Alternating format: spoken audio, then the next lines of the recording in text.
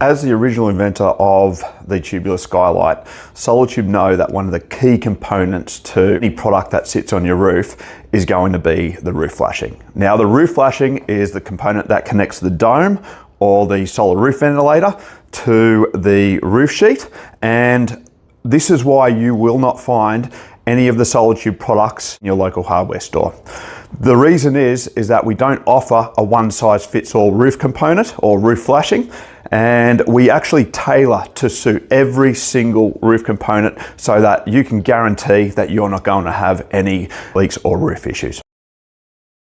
This here is our corrugated roof profile. Very simple, as it actually matches the corrugations in your roof sheet and has some tabs that end up going on the corners when you cut your hole, that goes around the outside or point to point, then around the outside of the tube. And we have been installing this for 35 years and no problems when it comes to roof leaks at all. Let's go and take a look at how it's installed.